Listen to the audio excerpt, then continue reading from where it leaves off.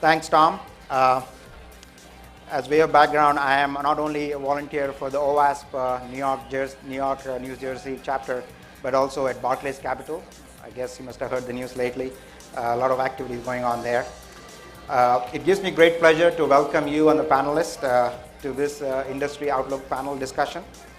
When we first thought of having a Owasp conference in New York City. There seems to be music playing over the speakers. Can we just kill that? Thank you. All right.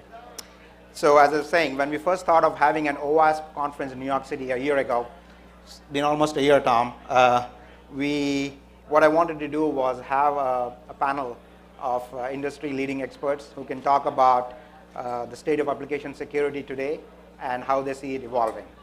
So it's a commitment and a testimony to the strong support we have at our local chapter that we have this August panel assembled here today to talk about application security.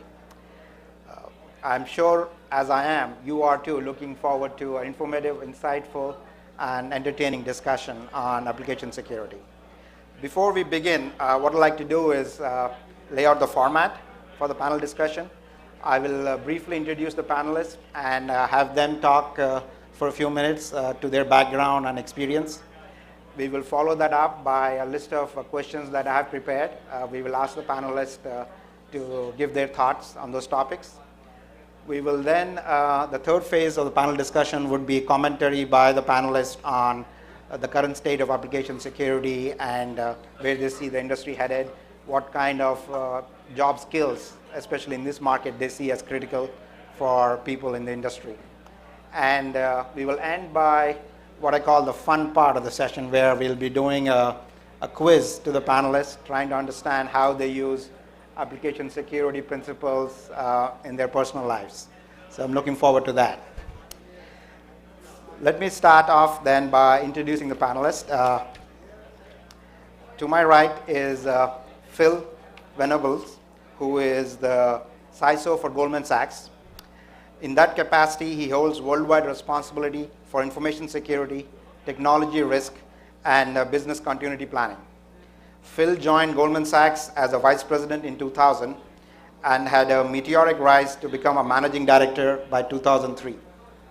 Additionally, Phil serves on numerous public, private advisory boards and is a member of the Financial Sector Security Coordinating Council. Something else you need to know about Phil. He is an exceptional photographer and specializing in black and white photography. Let me put in a plug for his website. Please do visit www.dayindecember.com and you'll see some really good photographs. Phil, my personal favorites are your collection on trains, the black and white photographs on trains. Phil? Thanks. So, one of the things is, depending on how the markets operate, I may need to sell some photographs. So it was nice to have that plug.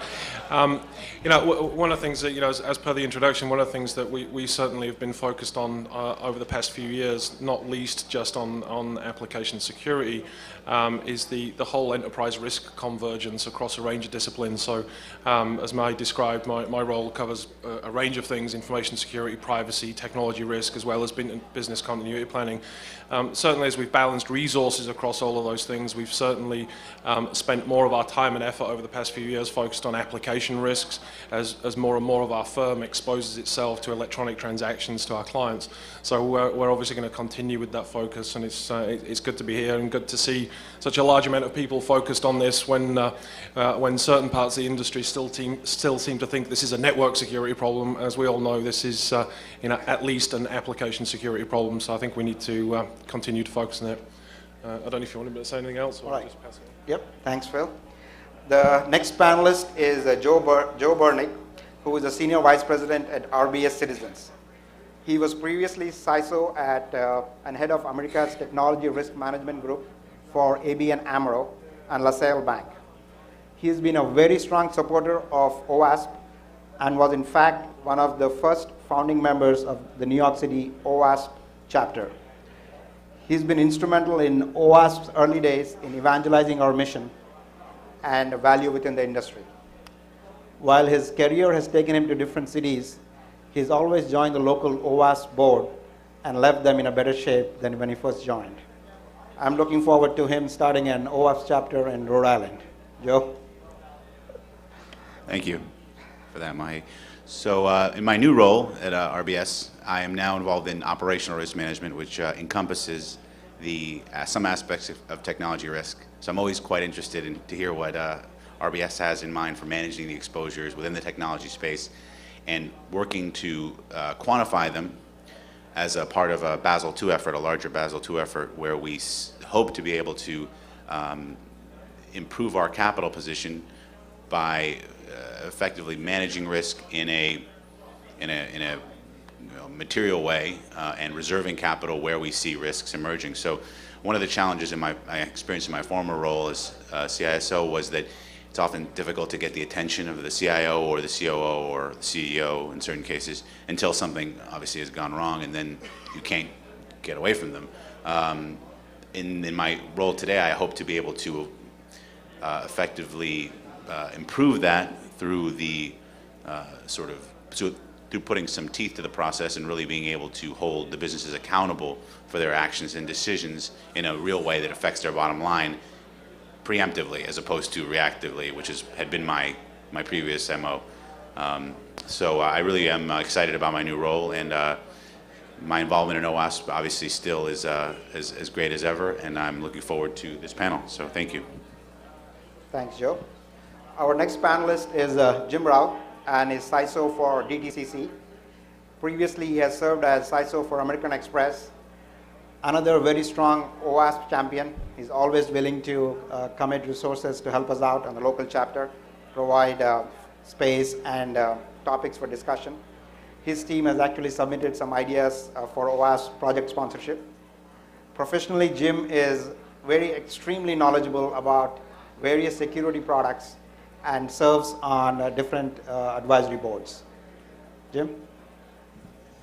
Thank you very much, Mai, and thank you all of you for coming out. I attended a conference last week that had about 50% attendance, given all of the turmoil of the financial markets, and I know many of you had to have a lot on your plate. Thank you for coming out for really two reasons. And one, I think it makes the interaction here a lot more exciting, and two, I'm hoping that maybe next year Owasp can afford more than one microphone that we pass around. So, we'll see if we can make that happen. Huh? So we started we meaning DTCC started down the information security landscape for software about 4 years ago. And I had a greenfield opportunity to design something from kind of the ground up. And I'm fortunate in that the scar tissue doesn't show quite as much, but we now have a very mature program in place, and we're looking at the perimeter kinds of security risk for software that we procure, that we purchase, doing security assessments of that software, as well as software that's developed offshore by our offshore service providers. So we're looking at all of those extensions as part of a fairly comprehensive security program. So I'm probably a good resource for those of you that are starting your program and looking for ways of selling that to the C-suite and putting a program together. So I'm happy to help you offline. As an active member in Owasp, I'll be happy to help all of you, because I think it helps all of us collectively move the bar in terms of information security practices for software. Hey, look at that! Look at that, we got You rich. did this! Well, DTC is a corporate member, hence we get extra rights. You can just keep that one. Yeah, thanks, Jim. Our next panelist is Jennifer Bayu, currently an independent security consultant. She has previously served as CISO, security architect, a Big Four security consultant, and as an internal auditor, as well as a security engineer. She is the author of several books on information security.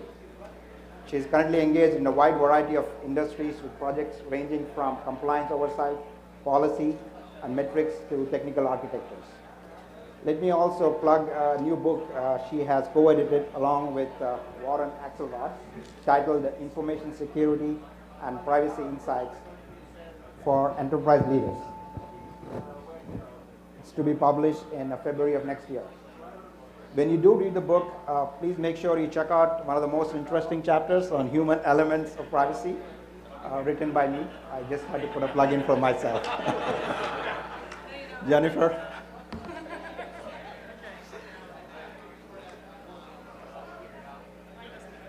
There we go. Now you know how I got in the panel. I'm kidding. Warren chose Mahi's chapter.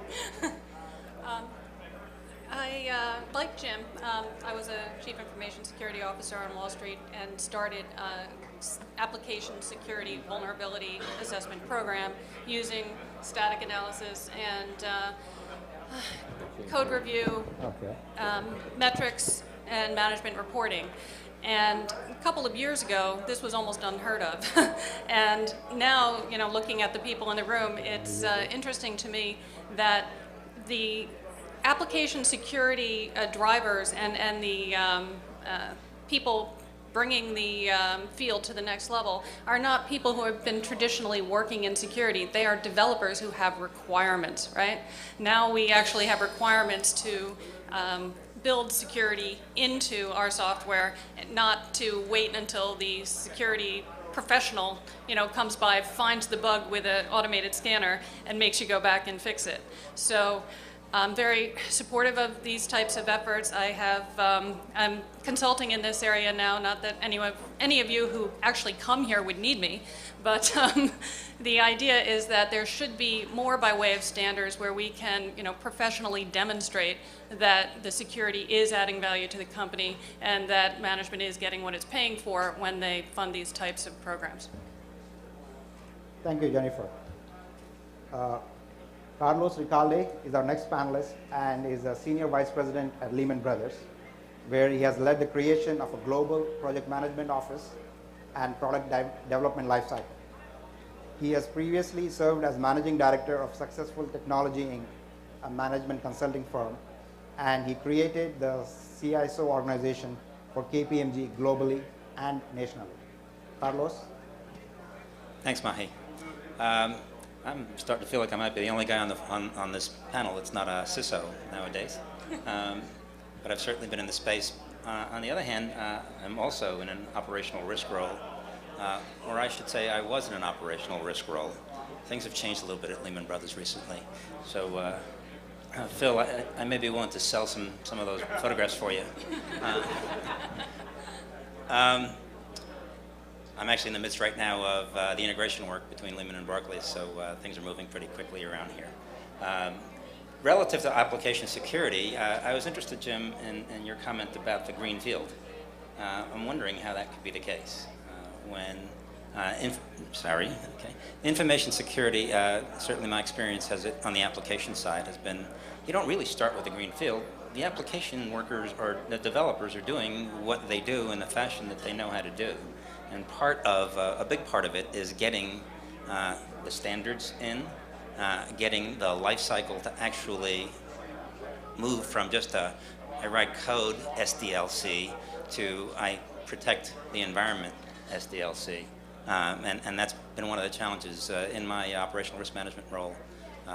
One of my key initiatives was a program I called Client Confidentiality. And an underlying piece, in fact, one of the longest running pieces in progress and yet to go, was truly tightening up all of the applications, not just the ones that we thought were the ones that faced the clients on the web. And a lot of that is really changing that behavior of the entire IT organization from the concept and planning piece and the implementation of the metrics, and inevitably actually getting the developers and the development management organization to change how they work to make that really happen from the beginning rather than after the fact on code reviews, which we do the code reviews, but they used to be after the fact. Now we're baking them into the process. Thank you, Carlos. Our next panelist is Sunil Sheshadri, who is CISO at NYSE Euronext.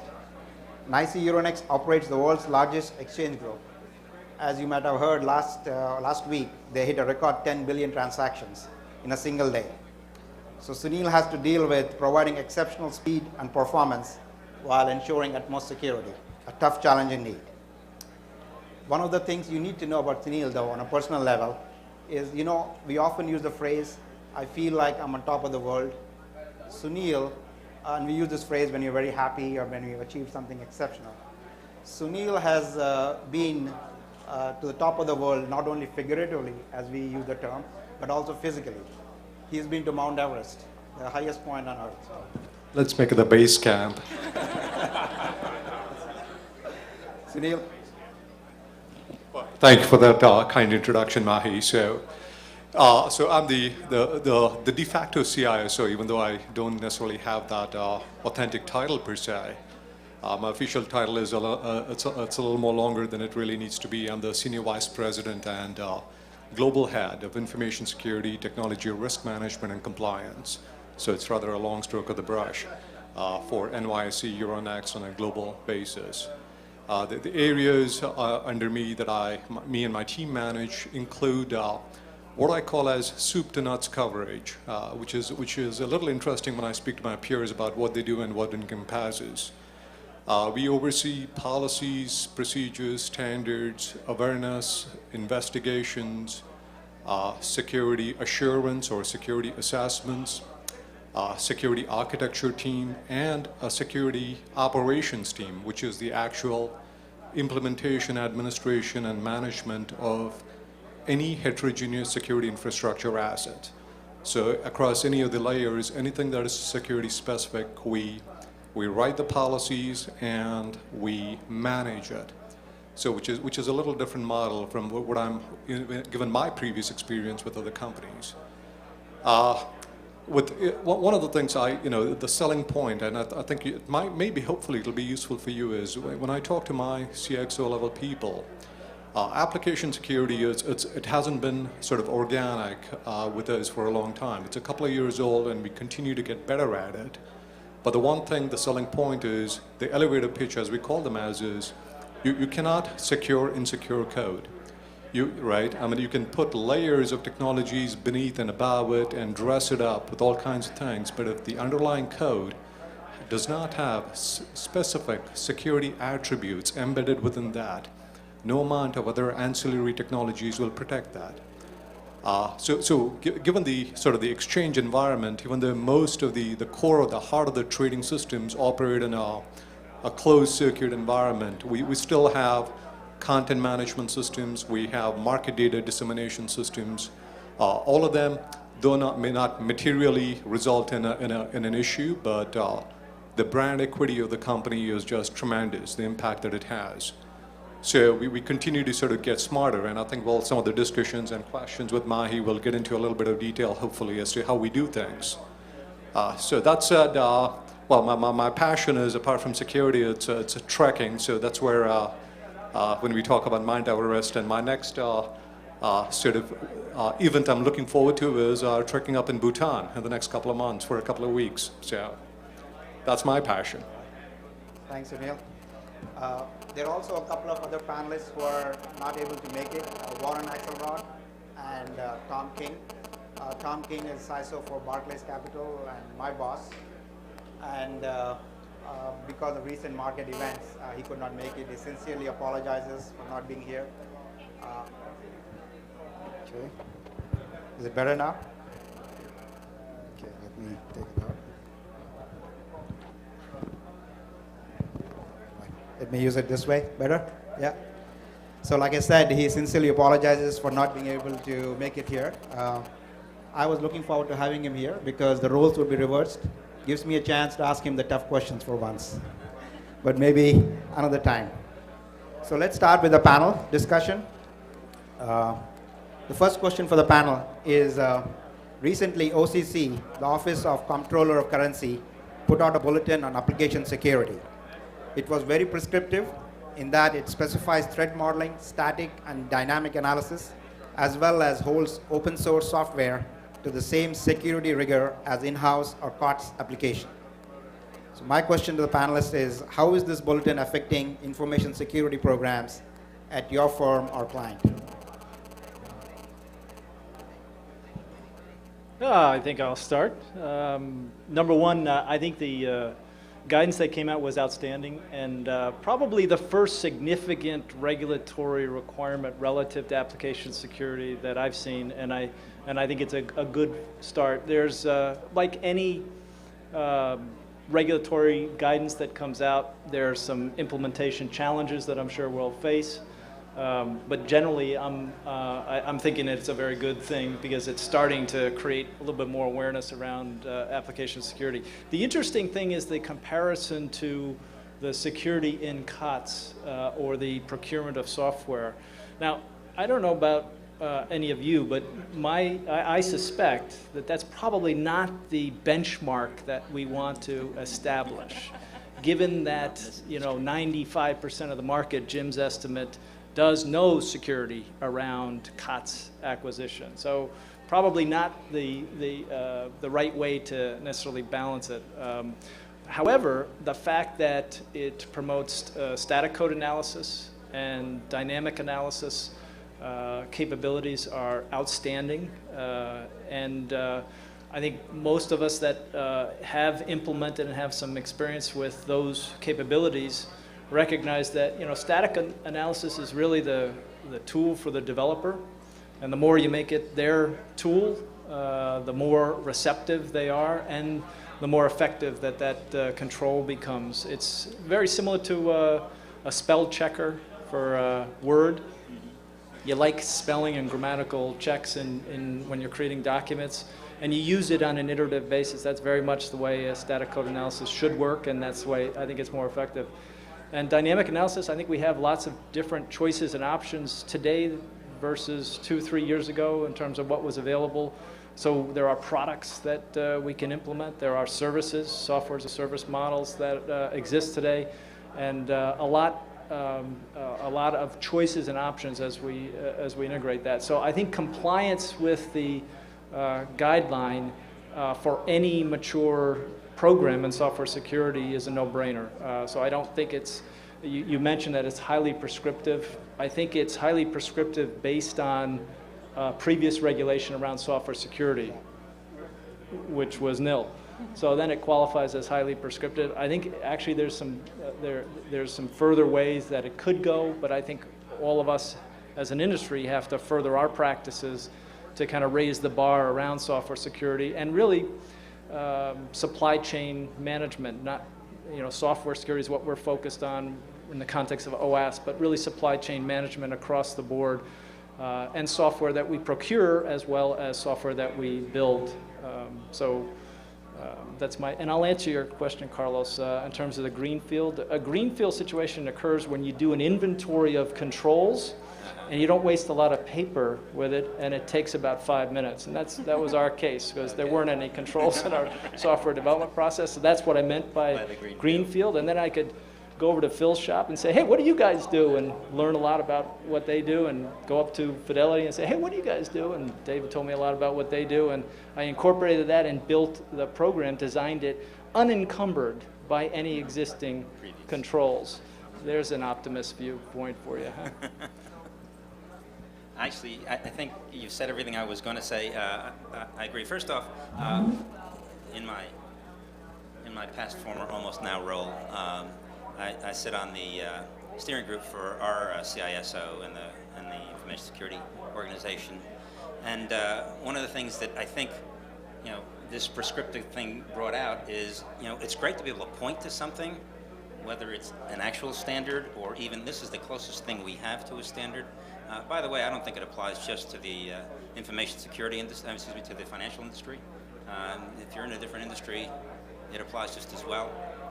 So from an information security perspective, I wouldn't say it changed anything we were doing, but it certainly helps to kind of drive the point home, particularly to some of my peers who sit on the steering group and may not really know the ins and outs and the details of what the distinction is between general IT security and specifically application security. The other thing that I think it significantly helps in is specifically that whole vendor management, contract management, due diligence process. I think this is an area that is often has been not paid attention to. Certainly, I'm aware of at least 2 other organizations that I have spoken to about specifically this particular guideline who said, we've had to change or we are going to change our due diligence process as a result. So if you haven't already looked, regardless of whether or not you're in financial services, I'd urge you to look at it.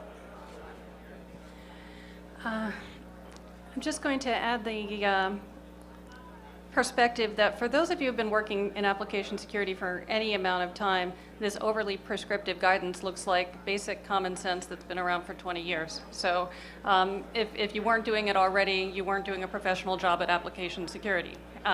If you weren't doing it for your in-house applications. And if there's anything that I can add to what Jim and Carlos have said, is the significance of the open source component of this legislative guidance here.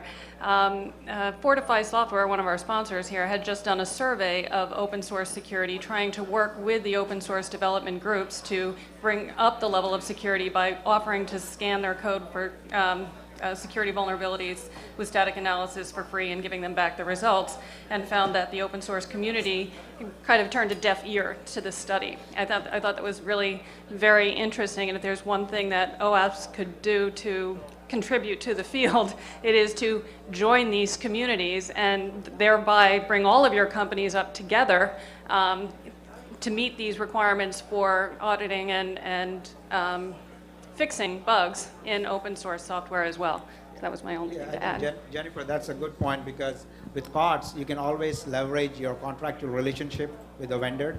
With open source software, it's a difficult challenge. And I think, as you pointed out, it's an industry-wide issue. It's not an individual firm issue that we as an industry need to work on, making sure OSS software is secure, and there's some sort of metrics around that. I'm going to add one thing, if I can, to piggyback on Jennifer's point, because she's spot on. That is a subtle reference in terms of open source, but has huge implications, I think, for most of us. And I'll give you an example of something. This happened this morning. I was at a security committee meeting, and that's where the business and IT leaders that govern the information security program get together. I generally try to entertain them for an hour and a half, and that's usually a struggle. So we actually talked this morning about a vulnerability that was discovered in some code, and it was we identified the root cause of the vulnerability, we identified the code, and we identified in that particular incident where it was identified, we had the fix that we put in. Now here's the issue: it's a component. The root cause was in a software component that we built. Now theoretically, what if that vulnerability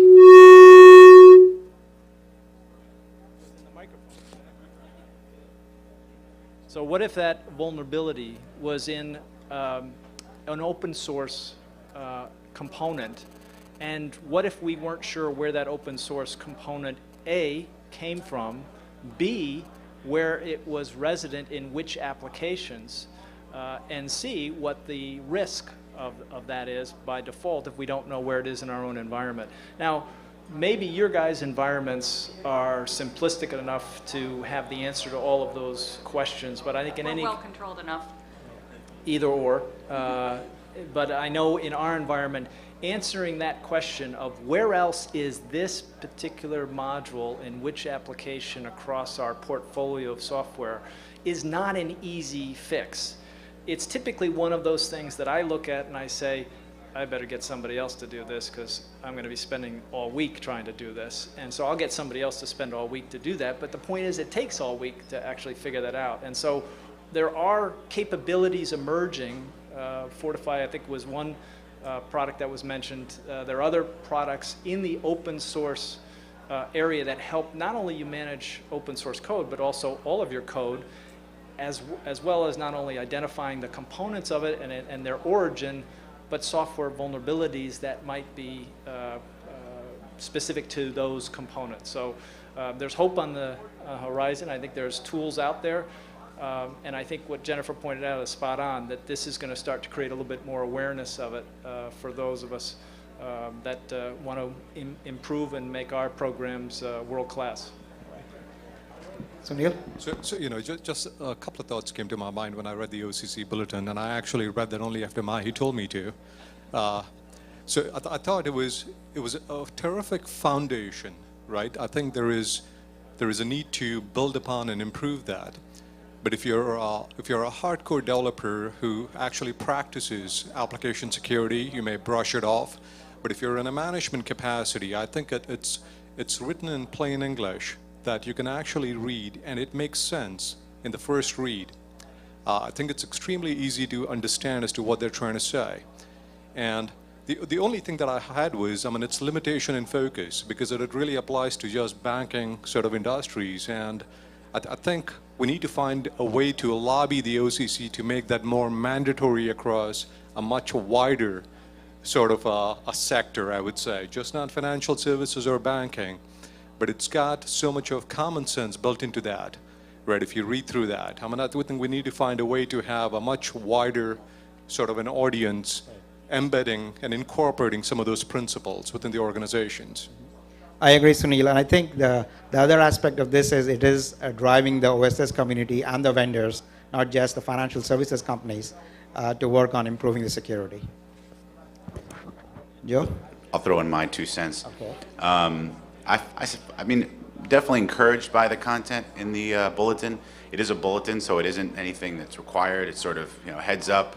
The bulletin reminds national banks that their technology service providers that is an important component of information security, that application security is an important component. So that to me is, they should have sent out a note to the bank saying, it's an important component of mortgages to make sure your clients can pay the mortgage. It seems somewhat intuitive, a little bit basic, but definitely a step in the right direction. I'm encouraged to see that they're recognizing the concern. I'm also encouraged that they mention OWASP by name and they include the top 10 list. So I think these are a testament to the efforts that OWASP has made as well. As all the members, you guys all, I'm sure most of you are members, if not joined. So I think it's a testament to that.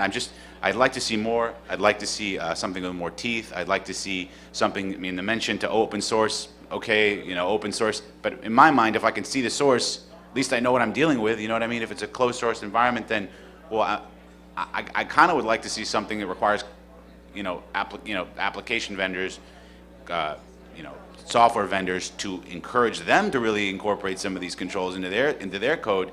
That would make me feel a little better. It's kind of like that whole Rumsfeld doctrine: the enemy you know, the enemy you don't know. I guess in my mind it'd be a greater thing to really elicit and require some action, not just from banks as was stated, but from software vendors, and make this more of a, put some teeth in the process. Kind of a sort of a broken record, I think, my mantra now. But I'll pass it on. Yeah, just there's not much more I can add to everything that's been said. The one thing I would say though is I think you can probably see the OCC bulletin as a leading indicator of a whole bunch of regulation that's appearing in other sectors, both domestically and internationally. So this is probably, I think we're, to steal the Gibson's quote, the future's already here. It's just unevenly distributed. So I think we're definitely seeing in many sectors around the world, and whether it's energy, whether it's defense, whether it's government, there's plenty of other stuff in draft at the moment that could hopefully in the next 12 months be a significant turning point, especially for the OSS community as well as commercial off-the-shelf software. We don't need to convince ourselves to do this. Like with any bits of regulation in the financial sector, typically the premium firms at least have recognized the need to do this for a while, and it's just the regulations often follow that. But it's, generally speaking, we agree with the all forms of regulation in this space, and I think if more can be applied to other sectors, the better for everybody. Thanks, Phil. I guess there's general agreement that it's a good thing. Maybe it requires more teeth and may happen over time as it gets refined. Okay, moving on to the next question.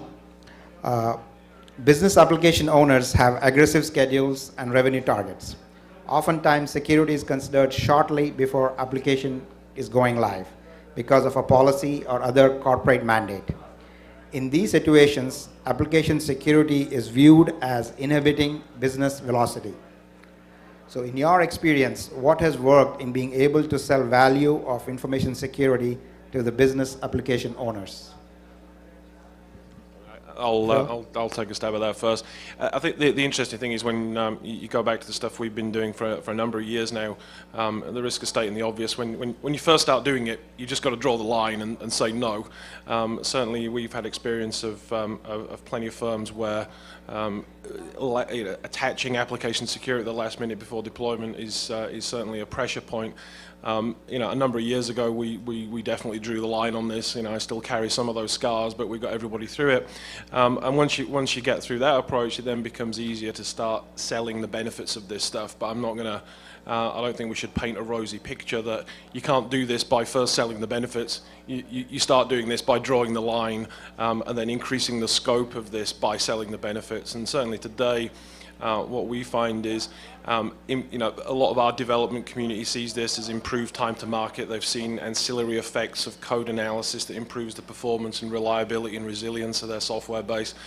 So people have largely moved on now from just doing this for good security reasons to pass the change control gate to actually seeing this does add a lot of value into their development cycle. I think, again, at the risk of stating the obvious, it's certainly something you can't just do in educating the application development community. You've got to almost sell to your customers and convince the business that this is an important thing. Typically, at least in our business, they tend to be even more paranoid in some cases than us technology people. So it's a very easy sell once you've convinced the business that it'll give the developers plenty of time and plenty of focus to make sure they get this right. So, like I say, you have to draw the line in the sand, and then you do all the soft sell after that.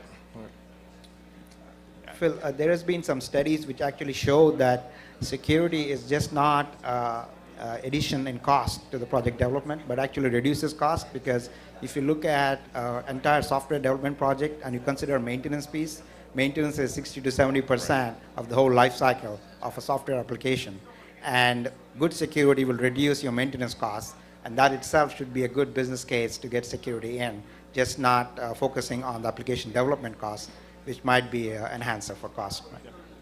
Yeah, absolutely.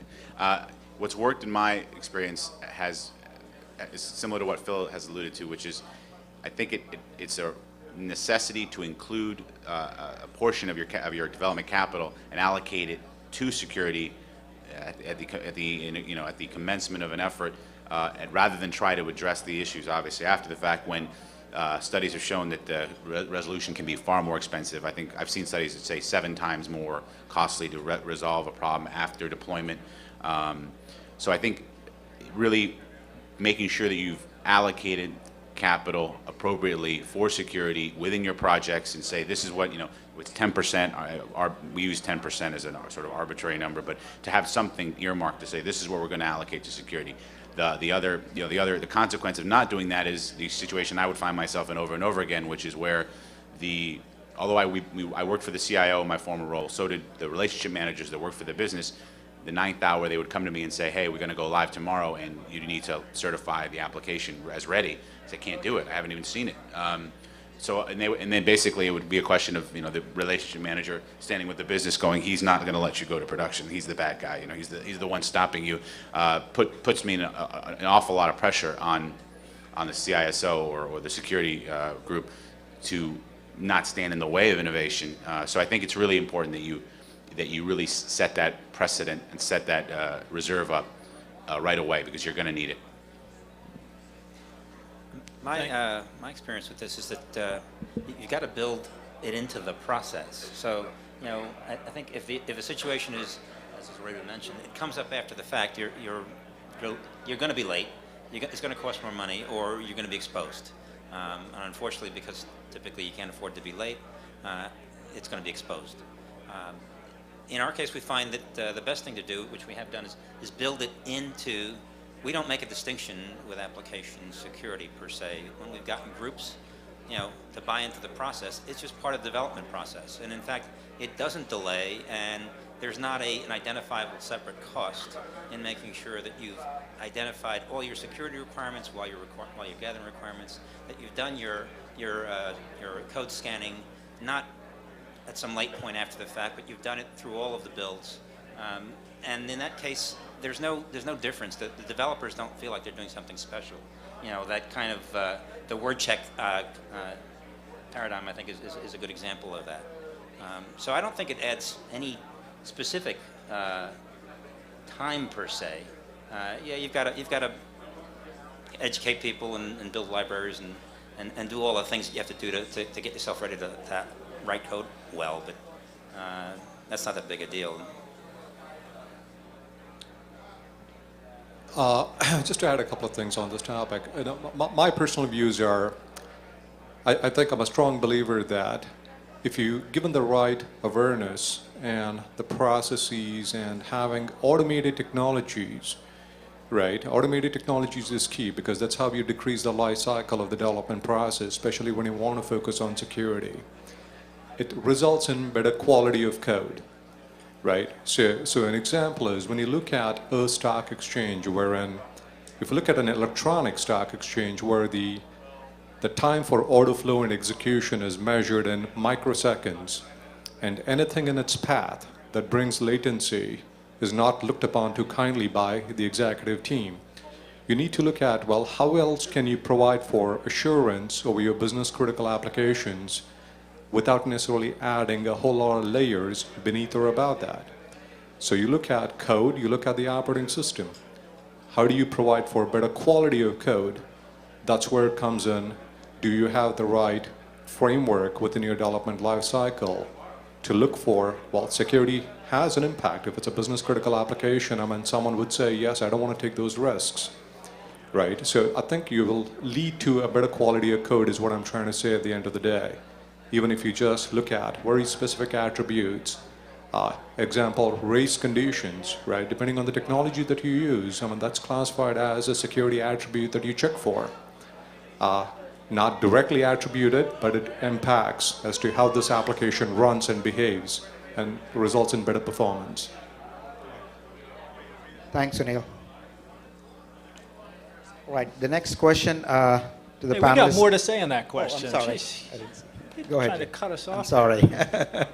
Jennifer has an important point. Okay, she's gonna. But one thing, if you do decide to draw the line, as Phil suggested, one technique that I recommend that you consider, especially when you're putting your controls in towards the tail end of the life cycle prior to moving code into production, is Kevlar. I'd recommend Kevlar, specifically Kevlar vest. You know, they're not too bad looking these days. You can kind of fit it, you can fit a jacket over like this, and you really don't know, but I definitely recommend the Kevlar because you will get some bullet holes and survival will be a challenge. So frankly, I had one situation where we developed this application framework, announced it to the street on a specific delivery date, decided, because I was somewhat fortunate in convincing someone to do a penetration test, so we pen tested this big component. All of our applications going to work through that. And we found it, that the test results came back and it said Swiss cheese. That's typically not a good indicator. So when we saw that, we said, oh, we can't go to market with this. And so I was the one elected to, or nominated, and everybody stepped back and said, yeah, Jim, you tell them. So I had to tell our CEO that we weren't going to go live with this as we promised the street. And I learned that that's not a key success factor for lengthening your career. And matter of fact, I think if I did that again, my career would be shortened quite a bit. So I decided that probably wasn't a good approach. So the alternative, if that's somewhat painful for you to think about, the alternative is to use your customers, whatever your customers are, the consumers of the software, use them to sell the benefit in terms of security by asking a simple question. By the way, when we deliver this code to you, do you expect it to be secure?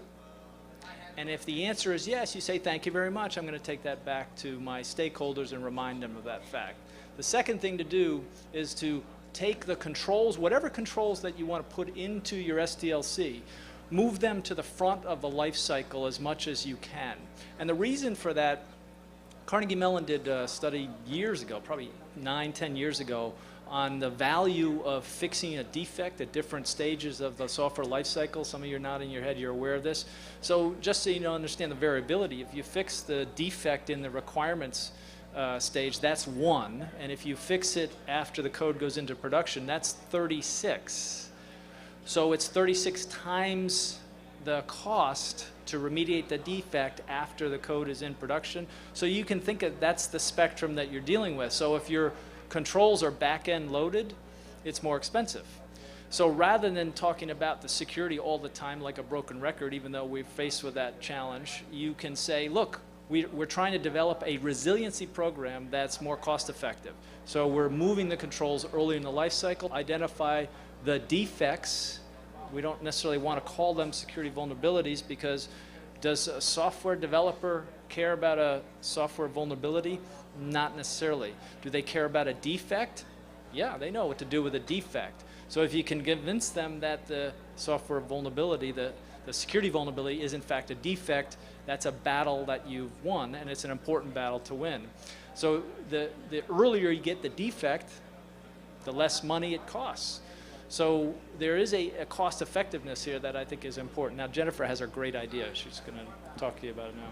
I just thought every panelist was supposed to answer every question. That's really why I came up with something. But now that I came up with this thought, I have to share it with you because it is too funny.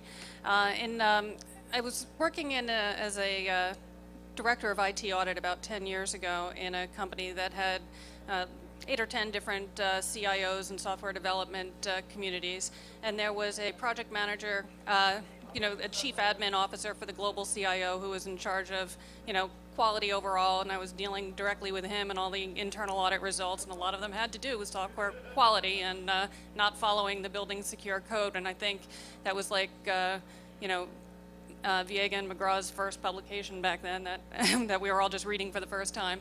And so this guy, 10 years later, has been a successful CIO in a couple of companies, just joined a startup.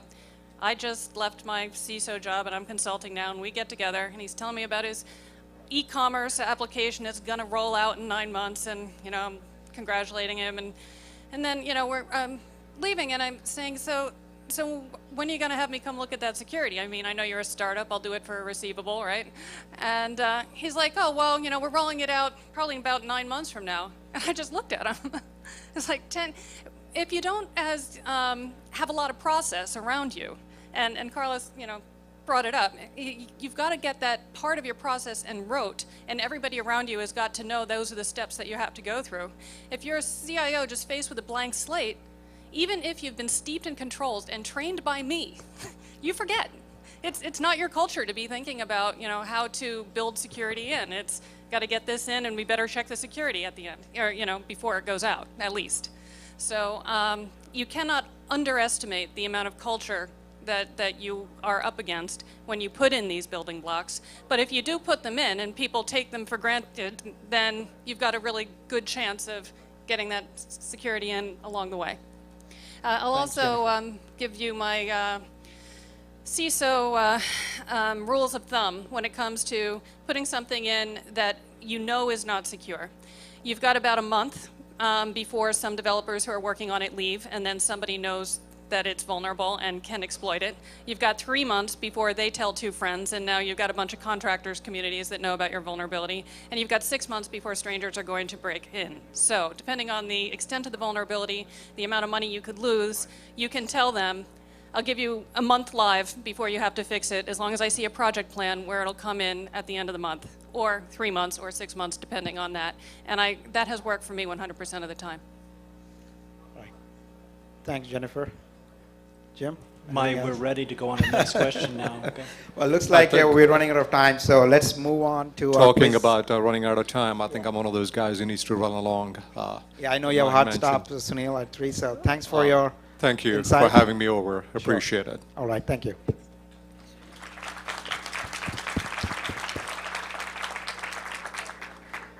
All right, since we are running out of time, we'll skip the rest of the questions and get to the business online poll. What I'd like to do is, let's do this with a show of hands. I'd like to understand how the CISOs and senior executives use application security in your personal lives. And I have some statistics about the industry average. So we'll see if our panel is more conservative or ahead of the curve when it comes to doing work online. So how many of you do online banking?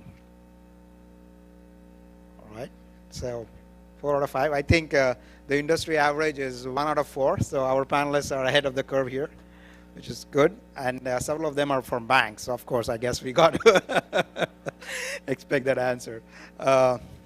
Did you buy or sell anything on eBay during the last year? Nope. All right, 1.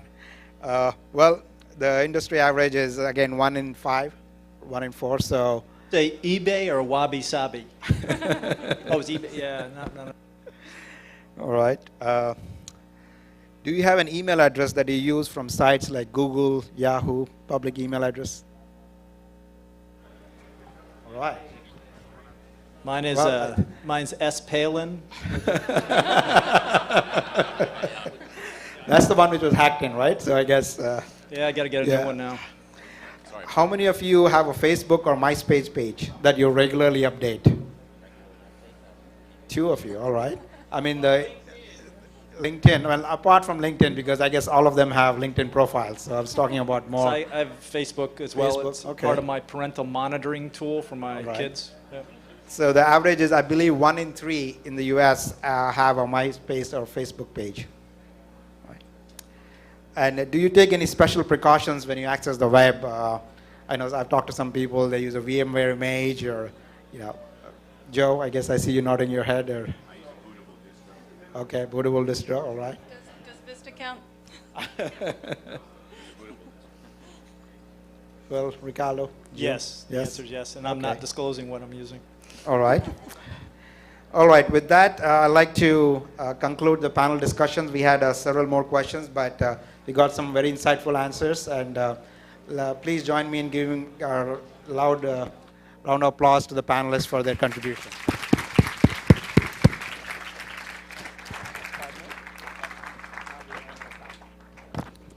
Some of the panelists have graciously agreed to stay over.